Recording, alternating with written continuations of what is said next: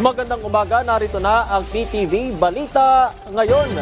Pinatitiyak ng ilang senador sa Commission on Elections o COMELEC na matatanggap ng mga guro ang kanilang honoraria matapos magsilbi sa nagdaang Hatol ng Bayan 2025. Giit ni Senate Committee on Basic Education Chairman Senador Sherwin Gatchalian, malapat lamang na ibigay ang pinakamataas na pagbubugay sa mga poll workers na nagpanatili ng maayos na botohan.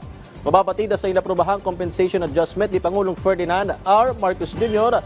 makatatanggap ng 12,000 piso na honoraria ang chairperson ng Electoral Board. Habang piso at third 8,000 piso para sa mga support staff.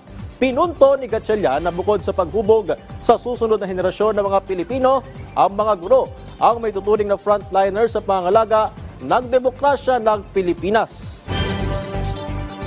Samantala, isasara na ngayong gabi ang southbound ng Taft Avenue sa Pasay City dahil sa ilang mga road at drainage repairs na gagawin ng Department of Public Works and Highways. Sa public advisory ng DPWH, magsisimula ang mobilization activity simula 13 de Agosto hanggang sa may Buendia Avenue mamayang alas 10 ng gabi. Pinapayuhan ng mga motorista na dumaan muna sa mga alternatibong ruta. Ayon sa kagawaran, kung papunta ng Hilpuyat Avenue, pwedeng kumana ng mga motorista sa may San Juan Road at kumaliwa sa may Liberisa para makapunta sa Hilpuyat o kaya sa Buendia Avenue.